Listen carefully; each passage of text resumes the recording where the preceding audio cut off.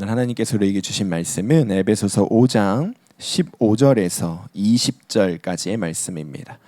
에베소서 5장 15절에서 20절까지의 말씀, 우리 한 목소리로 함께 봉독하도록 하겠습니다. 그러므로 여러분은 어떻게 살아가야 할지를 살피십시오.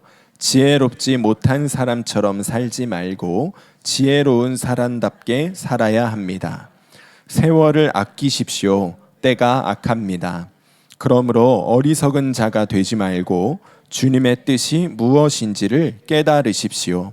술에 취하지 마십시오. 거기에는 방탕이 따릅니다. 성령의 충만함을 받으십시오.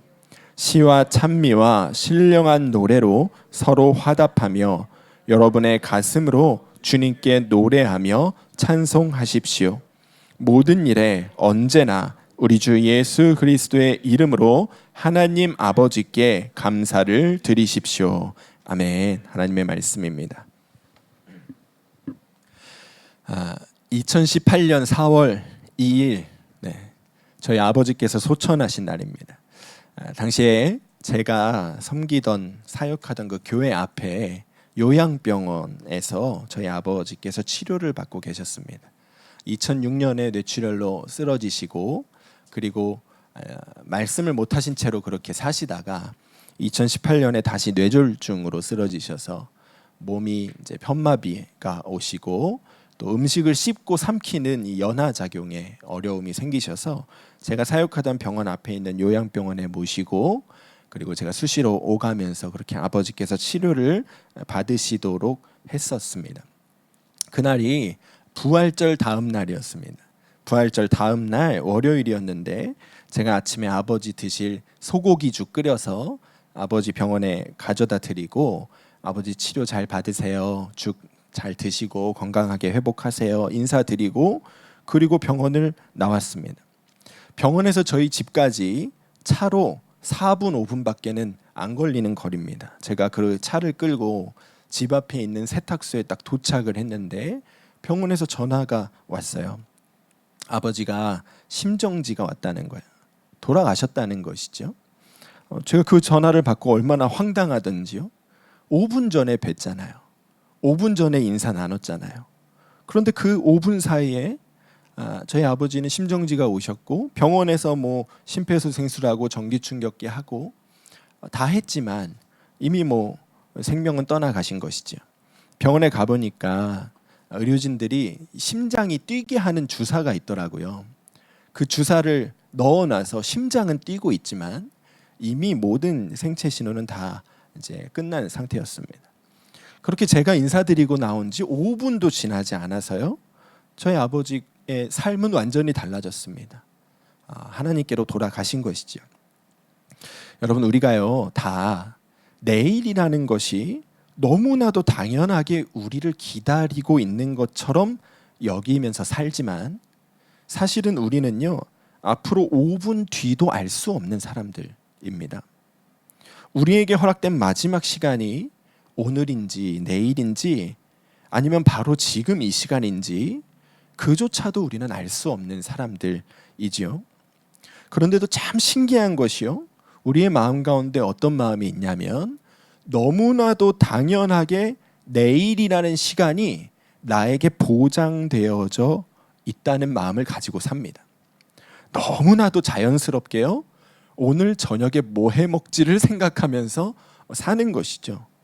나에게 앞으로 다가올 시간이 마치 당연하게 보장되어져 있는 것처럼, 내일도 올 것이고 모레도 올 것이고 다음 주도 다음 달도 내년도 올 것이라고 생각하면서 그렇게 당연하게 살아갑니다. 나에게 보장된 이 미래의 시간이 있다는 그 생각이 우리로 하여금 어떤 삶을 살게 만드냐면, 오늘이라는 이 하루의 시간을 별 의미 없이 사용하면서 살게 만듭니다. 오늘 나에게 주어진 이 하루가 마지막 날임을 우리가 안다면 우리가 어떻게 이 하루를 아무 의미 없이 허튼 일에 사용하면서 살겠어요? 근데 우리는 그렇게 생각하지 않으니까 오늘 하루 그냥 유튜브 보면서, TV 드라마 보면서, 낮잠 자면서 그렇게 좀 오늘 하루 허비해 버려도 그래도 내일은 올 테니까요. 그렇게 우리가 게으르고 나태하게 살게 되는 것이지요. 우리에게 허락된 이 하루라는 이 소중한 시간을 우리가 낭비해 버릴 때가 얼마나 많은지 모릅니다. 여러분, 우리가요, 우리에게 주어진 이 인생이라는 시간에 대해서 꼭 기억해야 하는 두 가지가 있습니다. 첫째는요, 언제 이 인생이 끝날지 아무도 모른다. 이것을 우리가 먼저 기억해야 하는 것이고요. 두 번째는요, 우리의 인생이 끝나고 나면요, 우리는 모두 다 한 사람도 빠짐없이 하나님 앞에 서게 된다는 것을 기억해야 됩니다. 이 두 가지를 기억하고 사는 것이 인생의 가장 중요한 지혜입니다. 그래서 성경이요, 이 사실에 대해서 성경 곳곳에서 얼마나 강조하고 있는지 모릅니다. 제가 한번 읽어드리죠. 히브리서 9장 27절에요. 한 번 죽는 것은 사람에게 정해진 것이요 그 후에는 심판이 있으리니 이야기합니다. 로마서 14장 가서 보니까요, 우리가 다 하나님의 심판대 앞에 서리라. 기록되었을 때 주께서 이르시되 내가 살았노니 모든 무릎이 내게 꿇을 것이요 모든 혀가 하나님께 자백하리라 하였느니라. 이러므로 우리 각 사람이 자기 일을 하나님께 직고하리라. 고린도서 5장 10절 보니까 이는 우리가 다 반드시 그리스도의 심판대 앞에 나타나게 되어 각각 선악간에 그 몸으로 행한 것을 따라 받으려 함이라. 이거 말고도 많습니다. 그러니까 여러분, 성경이 우리에게 우리의 인생에 대해서 무엇이라고 말하고 있는 거냐면요, 우리에게 허락된 이 하루라는 시간을 절대로 그냥 허무하게 흘려보내서는 안 된다는 것입니다. 오늘 나에게 주어진 이 시간을 어떻게 사용하며 살았는지, 하나님께서 우리에게 허락해 주셨던 이 수십 년이라는 인생을 어떻게 사용하며 살았는지, 우리에게 하나님께서 주신 이 시간을 점검받게 되는 날이 반드시 온다. 우리가 그것을 정확하게 알고 그날을 준비하며 사는 것이 인생의 지혜라는 것이죠. 여러분, 우리가 다 하나님 앞에 섭니다. 그날이 언제가 될지는 우리가 아무도 알지 못하지만요, 언젠가는 반드시 하나님 앞에 서서 나의 지나왔던 삶에 대하여 평가받게 되는 그 순간이 온다는 것이 변하지 않는 기정사실입니다. 둘 중에 하나인 거예요. 내가 죽기 전에 예수님이 다시 오시든가, 아니면 예수님 다시 오시기 전에 내가 예수님께로 가든가, 둘 중에 하나는 반드시 우리가 경험하게 될 거라는 거예요.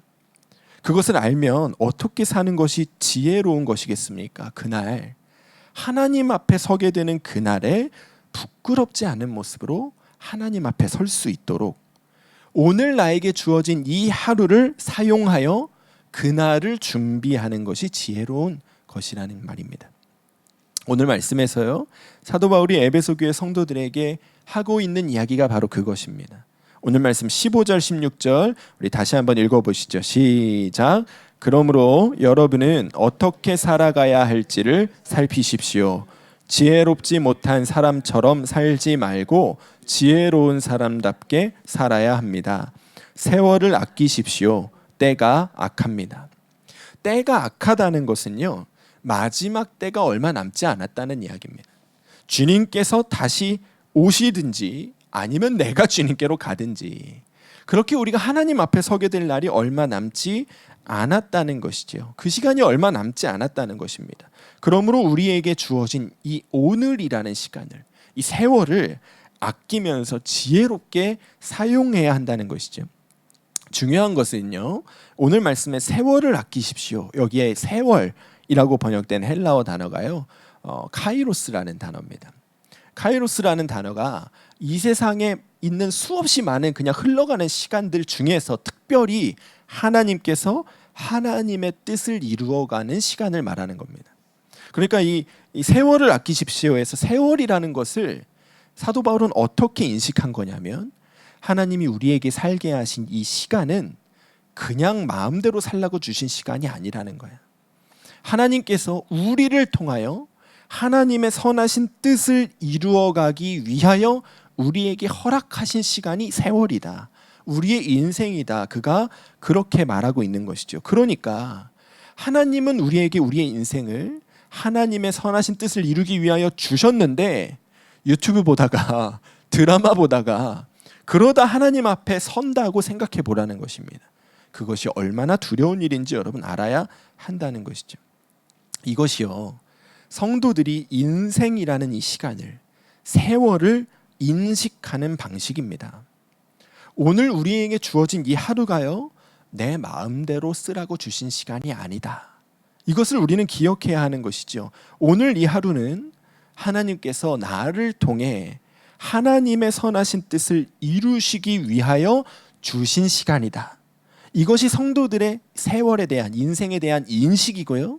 그리고 오늘 이 하루에 대한 영수증을 하나님 앞에 제출해야 될 때가 온다. 이것이 성도들이 세월을 인식하는 방식이라는 거예요.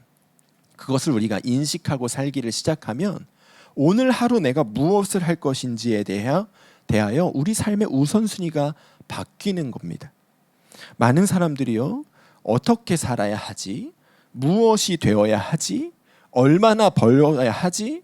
이것에 자신의 마음에 초점을 맞추고 삽니다. 근데 성경의 가치관으로는요, 우리의 초점이 거기에 있는 것이 아니라는 거예요. 어디에 우리 인생에 초점이 있어야 하냐면 우리 인생의 마지막 순간에 가 있어야 된다는 거예요. 그날에 내가 어떤 모습으로 하나님 앞에 설 것인지, 이것이 먼저 우리 인생의 초점으로 분명하게 결정되어지고, 그리고 그날을 맞이할 수 있기를 위하여 오늘 하루를 준비하며 살아가는 것이 성도다운 인생의 모습이라는 것이죠. 여러분, 우리가 하나님 앞에 설 때 하나님께서 우리에게 질문하십니다. 내가 너에게 준 시간 동안 너는 무엇을 하다가 왔느냐? 그날에 하나님께 우리가 무엇이라고 대답할 것인지를 오늘 먼저 결정해야 된다는 거예요. 하나님, 저 이렇게 살다가 왔어요. 하나님, 저 무엇을 하다가 왔어요. 그날에 내가 하나님께 뭐라고 대답할 것인지를 오늘 먼저 결정하는 거예요. 그리고 그렇게 정말 대답할 수 있기를 위하여 우리에게 주어진 하루하루를 살아가는 것이죠. 어떤 누구도요, 하나님께서 내가 너한테 준 그 인생을, 그 시간을 뭐 하면서 살다가 왔느냐 물어보실 때, 저 친구 만나러 왔습니다. 저 드라마 여러 편 보고 왔습니다. 저 게임하다 왔습니다. 저 열심히 돈 벌다 왔습니다. 어떤 사람도요, 하나님 앞에 그렇게 대답하고 싶지는 않을 겁니다.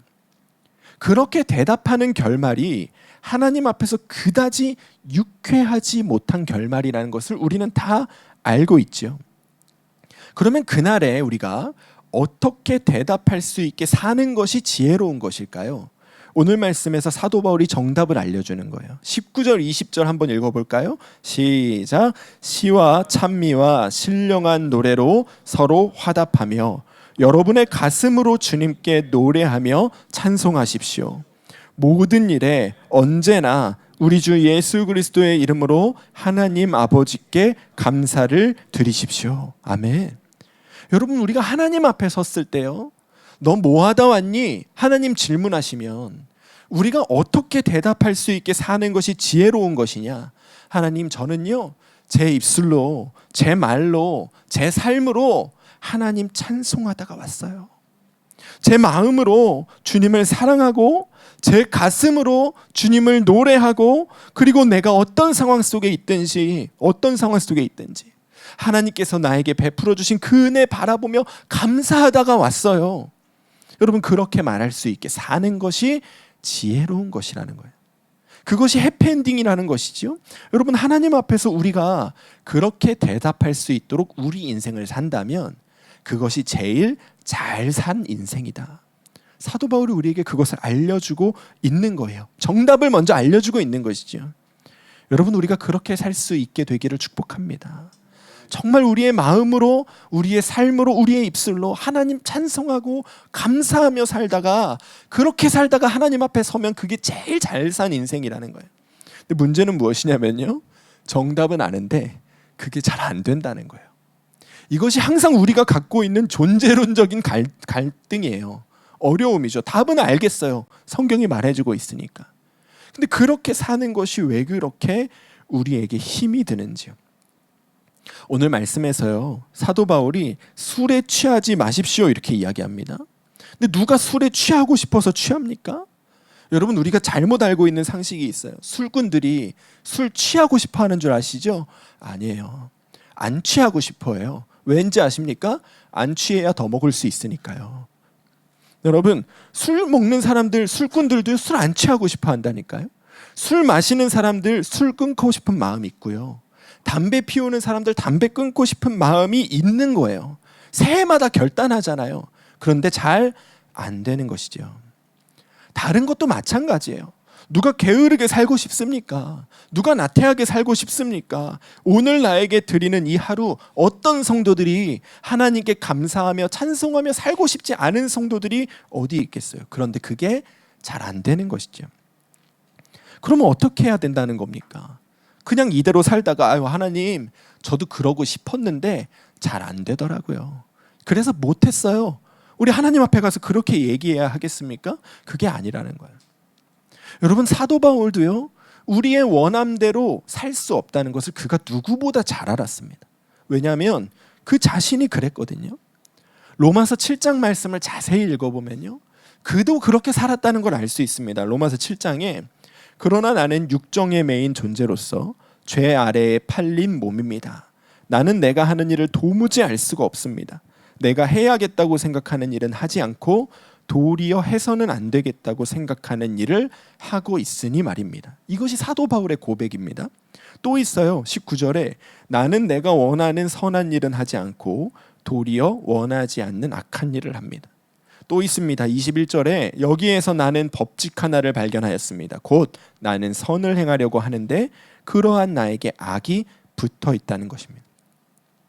이게 사도 바울의 고백이에요. 남 얘기하는 게 아니에요. 그도 그랬다는 거예요. 나도 하나님이 원하시는, 기뻐하시는 선한 일 하며 살고 싶은데 나도 그게 잘 안 되더라. 내가 원하는 일이 아니라 내가 원하지 않는 일을 자꾸 하게 되고, 하나님이 기뻐하시는 일이 아니라 하나님 기뻐하시지 않는 일을 자꾸 하게 되더라. 사도 바울 그도 그렇게 고백할 만큼 그도 연약한 사람이었다는 거예요.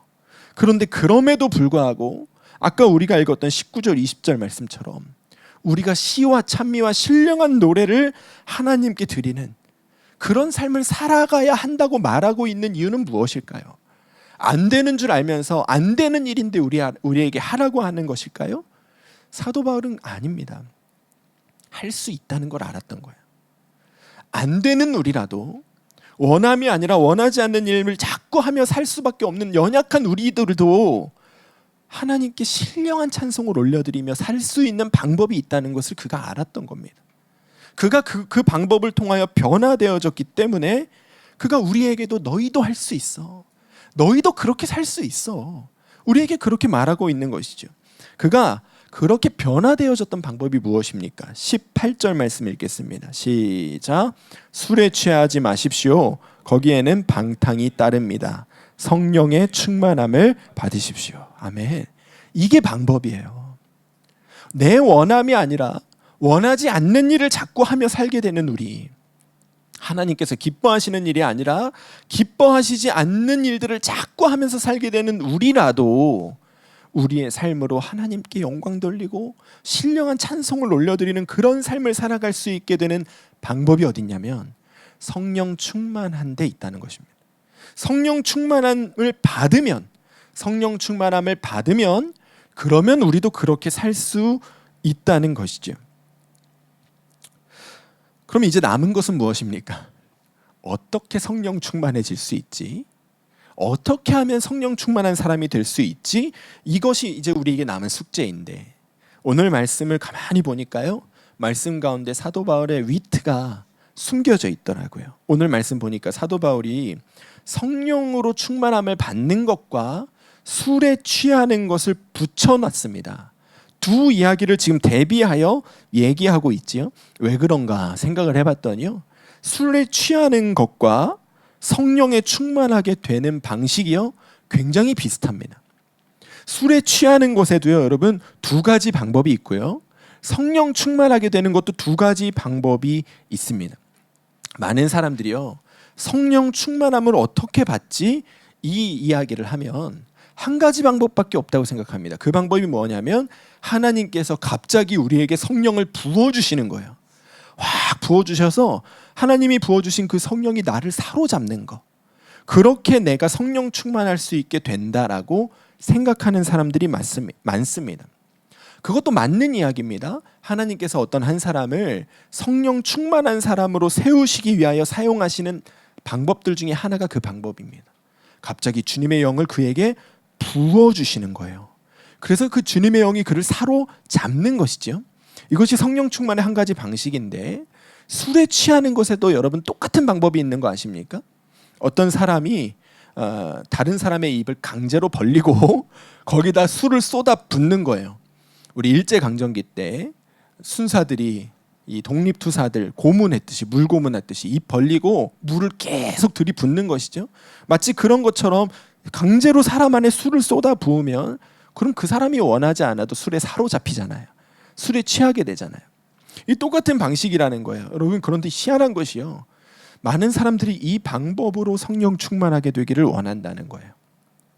내가 원함이 아니라, 내가 원해서가 아니라 하나님이 나를 갑자기 사로잡아 주셔서 그래서 내가 성령 충만하게 되기를 꿈꾸면서 삽니다. 심지어는 성령 충만하게 되는 게 그 길밖에 없다고 생각하는 사람들도 있어요. 그런데 그렇지 않습니다. 우리가 성령 충만한 사람이 될 수 있는 방법 중에 분명히 그 방법도 있지만 그것은 하나님이 선호하시는 방법은 아닙니다. 하나님께서 더 기뻐하시는, 우리가 성령 충만하게 되는 다른 방법이 있어요. 그 방법이 무엇이냐? 더 일반적인 방법이 있는 것이죠. 여러분, 술 취하는 방법이요, 꼭 누가 내 입 벌리고 강제로 술을 쏟아 부어야만 술 취하는 거 아니지요? 어떻게 사람들이 술에 취합니까? 자발적으로 취하죠. 거리에 술 취해서 다니는 사람들 한번 붙잡고 물어보세요. 누가 강제로 먹였냐고. 그런 사람 거의 없습니다. 내가 원해서 내가 술을 한 잔 한 잔 내 속에 밀어넣지요. 나를 술에게 내어주지요. 그러다 보면 내가 술에 취하게 되는 거잖아요. 그것이 오히려 술 취하는 일반적인 방법입니다. 여러분, 성령 충만도요, 일반적인 방법은 그런 거예요. 하나님이 강제로 우리를 성령 충만하게 만드시는 것이 아니고요, 내가 나 자신을 성령님께 조금씩 내어드리는 거야. 내가 내 자신을 성령님께 조금씩 내어드리다 보니까 성령님이 내 안을 가득 채우시게 되는 역사가 일어나는 거. 이것이 더 일반적인 성령 충만의 역사입니다.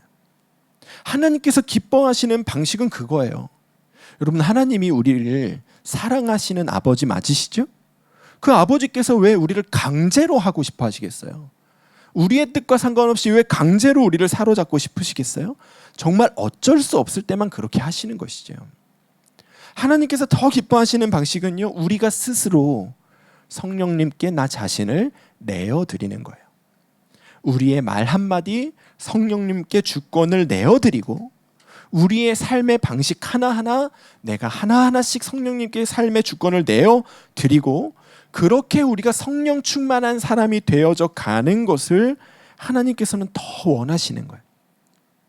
그래서 사도 바울이 술에 취하는 것과 성령 충만의 역사를 지금 대비하고 있는 겁니다. 자기 자신을 술에게 한 잔 한 잔 내어줌으로 인하여 술 취하는 것 대신에 우리 자신을 성령님께 하나하나 조금씩 내어드림으로 성령 충만해지는 쪽을 택하라는 거예요.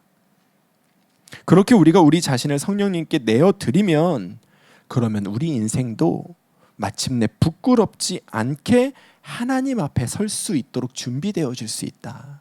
그것을 우리에게 말해주고 있는 것이죠. 그래서 17절에서 그가 말하기를, 그러므로 어리석은 자가 되지 말고 주님의 뜻이 무엇인지를 깨달으십시오. 이렇게 말하는 거예요. 우리 안에요, 이미 성령님께서 오셔서 거하고 계십니다. 그리고 그 성령님은요, 사실 이미 충만하신 분이세요. 우리가 우리 안에 계신 성령님이 꼼짝 못하도록, 내 삶에 함부로 간섭하지 못하도록 성령님을 꽉 눌러놓고 살고 있는 거야. 꽉 눌러놓고 꼼짝 말고 계세요. 거기 그냥 계세요. 쥐 죽은 듯이 계세요. 티내지 마세요. 거기 계신 거. 난 내 마음대로 살 거니까. 그렇게 살기 때문에 우리 안에 이미 성령님이 와 계심에도 우리 속을 충만하게 채우지 못하고 계시는 거예요. 우리가 그 성령님을요, 내 안에, 내 삶에 마음껏 일하시도록 풀어드리면요, 우리는 자연스럽게 성령 충만한 사람이 됩니다. 주님, 성령님, 내 입술을 성령님 마음대로 쓰세요. 성령님, 내가 오늘 무엇을 하며 살지 성령님 뜻대로 나를 사용하세요. 성령님, 내 안에서 마음대로 일하세요. 내 삶 가운데 자유롭게 일하세요. 주님, 제가 성령님 하시는 대로 따라갈게요. 우리가 그렇게 성령님께 내 삶을 내어드리면, 그러면 성령님이 내 삶을 채우시는 거예요. 그게 진짜 성령 충만한 사람이 되는 방법입니다. 그러면 우리도요, 우리같이 연약한 사람도요, 다 우리의 말과 행실을 통해 신령한 찬송을 드리고 하나님께 영광 돌리는 삶을 살아갈 수 있게 된다는 거예요. 그렇게 되시길 축복합니다. 여러분, 사랑의 원자탄이라는 별명, 누구의 별명인지 아십니까? 손양원 목사님의 별명이죠. 자기 두 아들을 죽였던 공산당 청년 안재선이라는 청년을 양아들로 삼았던 것으로 유명한 손양원 목사님이라는 분이 계십니다. 한국 교회 역사 중에 정말 믿음의 사람이 누구냐, 정말 예수 믿는 사람, 성령 충만한 사람의 모델이, 표본이 누구냐, 한국 교회에서 그 사람을 꼽으라면 첫 번째로 꼽히는 분이 손양원 목사님입니다. 그런데 이 목사님이라고 해서요, 처음부터 그렇게 성령 충만했던 것은 아닙니다. 그가 매 순간 예수 그리스도 바라보고 그 예수님께 내 삶의 주권을 내어드리면서 살다 보니까 그렇게 성령 충만한 사람의 표본으로 그가 손꼽히는 자가 된 것이죠. 그가 자기 두 아들을 죽였던 이 안재선이라는 청년을 용서하고 양아들로 받아들이겠다고 했을 때 그분의 딸 되시는 분이 엄청나게 반대를 하십니다. 어떻게 우리 오라비들을 죽인 자를 용서하고 용서할 뿐만 아니라 식구로 맞이할 수 있겠느냐, 그렇게 엄청나게 반대를 하지요. 여러분, 손양원 목사님이라고 해서 그 결정이 쉬웠겠습니까? 그의 마음 가운데도 엄청난 갈등이 있었겠죠. 그런데도 그가 안재선이라는 청년을 양아들로 받아들였던 이유가 무엇이냐? 그가 반대하는 딸에게 이렇게 얘기합니다. 원수도 사랑하라. 이것이 예수님의 말씀인데 내가 예수 믿는다고 하면서 예수님의 말씀에 순종하지 않으면 그러면 어떻게 내가 예수 믿는 자라고 할 수 있겠느냐? 그가 반대하는 딸에게 그렇게 말합니다. 그의 마음속에도요, 따르고 싶지 않은 마음의 갈등이 있었던 거예요. 그의 마음 가운데에도요, 이것만은 도저히 나도 못하겠다, 그런 마음의 갈등이 있었던 거예요. 그러나 주님께, 예수님께 삶의 주권을 내어 드린 것이죠. 주의 말씀이 그렇게 말하니까 내 마음도 갈등이 되고 아프지만 주의 말씀이 그렇게 말하고 있으니까 주님, 나를 통하여 그 일을 이루소서, 나의 삶을 주님께 내어드린 거예요. 그리고 그가 안재선을 자기 아들로 맞아들인 것이죠. 그런 그의 마음을 잘 표현한 글이 하나가 있습니다. 손영원 목사님이 쓰신 예수 중독자라는 제목의 글이에요. 제가 읽어드리겠습니다. 나 예수 중독자 되어야 하겠다. 술 중독자는 술로만 살다가 술로 인해 죽게 되는 것이고 아편 중독자는 아편으로 살다가 아편으로 인해 죽게 되나니 우리도 예수 중독자 되어 예수로 살다가 예수로 죽자. 우리의 전 생활과 생명을 주님 위에 살면 주같이 부활된다. 손양원 목사님 그렇게 예수 중독자 되어 예수로 살다가 예수로 죽었습니다. 1950년 6.25 때이지요. 그가 공산당에게 잡혀서 총살당하여 소천하셨습니다.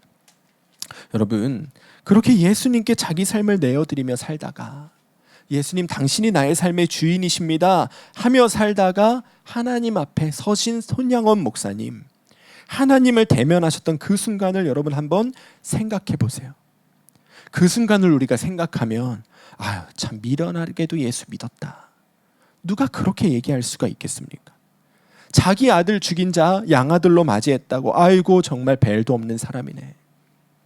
누가 그렇게 그 삶을 평가할 수가 있겠습니까? 그분이 하나님 앞에 서게 되셨던 그 순간을 우리가 생각한다면요, 그가 행하셨던 모든 일들이 결국에는 가장 지혜롭고 가장 잘한, 가장 아름다운 일들이었구나. 우리가 그것을 동의할 수밖에 없게 되는 것이죠. 여러분, 우리도요, 하나님 앞에 서게 될 때 정말 그렇게 설 수 있게 되기를 축복합니다. 마침내 하나님 앞에 서게 될 때요, 여러분, 우리 어떤 모습으로 하나님 앞에 설지 우리 오늘 결정합시다. 오늘 결정합시다. 하나님, 내가 당신 앞에 설 때요, 저 이렇게 살다가 왔어요. 내가 무엇이라고 하나님께 말씀드리기를 원하는지 오늘 한번 여러분 집에 가셔서 밤에 잠들기 전에 일기장 없으시면 메모장에 써보세요. 그리고 그것을 매일매일 보시면서 오늘을 그렇게 살아가는 거예요. 오늘 나의 안에 계신 예수 그리스도께 내 삶의 주인 자리를 내어드리며 살고, 내 입술에 주인 자리를 내어드리며 살고, 그렇게 우리도 예수 중독자처럼 살다가 보면, 그러면 하나님 앞에 섰을 때 하나님, 저 하나님을 찬송하다 왔어요. 내 삶으로요, 내 입술로요, 내 마음으로요, 하나님만 바라보고 하나님 찬송하고 그렇게 살다가 왔어요. 우리도 그렇게 고백할 수 있는 인생이 될 것이라. 여러분, 이 말씀 오늘 믿음으로 붙잡으시고 하나님 앞에 서게 되는 그날을 잘 준비하며 살아가시는 여러분과 제가 되기를 주의 이름으로 간절히 축원합니다. 우리 이 시간 함께 기도하시지요. 하나님, 우리도 그렇게 서기 원합니다. 손영원 목사님처럼요, 사도 바울처럼요, 정말 주님을 향한 찬송이 되어 살다가, 신령한 노래가 되어 살다가 그렇게 하나님 앞에 서기를 원합니다. 오늘 우리 마음속에 하나님 앞에 마지막 날에 어떤 모습으로 설 것인지 오늘 분명하게 결정하게 하여 주시옵소서. 우리가 그날을 준비하는 매일을 살게 하여 주시옵소서. 날마다 예수님께 우리 삶의 주인 자리를 내어드리고 예수로 충만한 자, 예수 중독자 되어 살다가 아름다운 삶의 결실 가지고 하나님 앞에 서게 하여 주시옵소서. 우리 주의 이름으로 함께 기도하시겠습니다. 주여, 주여 아버지 하나님, 우리의 삶의 주인 되시는 예수님께 내 삶의 주인 자리를 내어드립니다. 주님, 오늘 우리의 마음 가운데 하나님 앞에 설 때 내가 어떤 모습으로 서기를 원하는지 오늘 분명하게 결정하는 오늘이 되게 하여 주시옵소서. 오늘 되는 대로 살다가, 그냥 주어지는 대로 살다가 그렇게 우리 갑자기 하나님 앞에 서게 되는 것 아니라, 우리가 하나님 앞에 설 때 주님, 내가 이렇게 살다가 하나님 앞에 왔어요. 하나님께서 나에게 허락하신 인생 허비하지 않고 하나님 찬송하며 감사하며 살다가 이렇게 왔어요. 우리가 하나님 앞에 그렇게 고백할 수 있는 인생을 살아갈 수 있도록 오늘 준비되어지는 오늘이 되게 하여 주시옵소서. 주님, 이미 성령님께서 내 안에 계시는데, 성령님께서 우리 안에 역사하고 계시는데, 그 성령님께서 마음껏 일하지 못하시도록 내가 성령님 모른 척하고 살았다면, 오늘 이제는 성령님이 내 삶의 주인 되시는 그 자리로 다시 한번 우리의 마음이 회복되어지는 역사가 있게 하여 주시옵소서. 매일 무슨 일을 하든지 무슨 말을 하든지 내 안에 계시는 성령님 바라보고 성령님의 기뻐하시는 뜻이 무엇인지를 구하고 성령님께서 원하시는 말과 행동을 하며 사는 그런 우리 삶이 우리 가운데 열려지게 하여 주셔서 우리의 삶을 통하여 주님 영광 받으시고 찬송 받으시고 우리의 가슴으로 하나님을 사랑하고 그렇게 하나님을 기뻐하는 자로 살다가 주님 앞에 설 수 있도록 오늘 우리를 준비시켜 주시옵소서. 그 믿음의 삶을 살아갈 수 있는 길이 오늘 우리 가운데 열려지게 하여 주시옵소서. 아버지 하나님, 오늘 우리에게 주님 앞에 설 그날을 바라보는 눈이 열려지게 하여 주시옵소서. 정말 믿음으로 준비되어지게 하여 주시옵소서. 오늘 나에게 주어진 이 세월, 이 하루, 우리에게 허락하신 우리의 인생이라는 시간, 주님 허비하고 낭비하며 살지 않게 도와주시고 우리의 삶 가운데 매일매일 우리와 함께 계시는 예수 그리스도를 바라보고 그 예수님의 뜻을 구하며 주님이 기뻐하시는 걸음을 걸어가는 모든 성도들 되게 하여 주시옵소서. 하나님 앞에 서게 될 때 부끄럽지 않게 설 수 있도록 우리를 붙잡아 주시고 내 안에 내 삶에 주님 앞에 꺼내놓기 부끄러운 모습들이 있다면 오늘 제하여지는 역사가 있게 하여 주시고 그리하여 우리가 순전하고 거룩한 주의 백성으로 주의 자녀로 살다가 주를 마주하게 되는 은혜의 때를 누리는 우리 모두가 되게 하여 주시옵소서. 주님, 열방 가운데 고통 가운데 있는 백성들의 소식을 듣습니다. 네팔에서는 계속해서 시위가 이어지고 있고 그로 인하여 많은 생명들이 다치고 또 죽고 있습니다. 주님, 그 시위를 주도하고 있는 청년들 지혜를 더하시고 하나님의 마음을 더하여 주시고 또 그 나라의 부정부패한 정권들 가운데에는 새롭게 회복되어지는 역사가 있게 하여 주셔서 하나님을 경외하는 민주 정권이 세워지고 정말 나라와 국민을 위하는 지도자들이 세워지는 날이 속히 임하게 하여 주시옵소서. 열방의 전쟁이 그치게 하여 주시고 전쟁통 가운데 자라나고 있는 아이들을 지켜주시고 그 아이들이 바라보는 세상이 피 흘리고 죽이는 세상 아니요 하나님께서 함께 계시며 살리시는 생명의 역사를 바라보는 세상이 되어질 수 있도록 열방 가운데 속히 일하여 주시옵소서. 여전히 저 아프리카 땅에 먹을 것 마실 것이 없어 죽어가고 있는 생명들이 있습니다.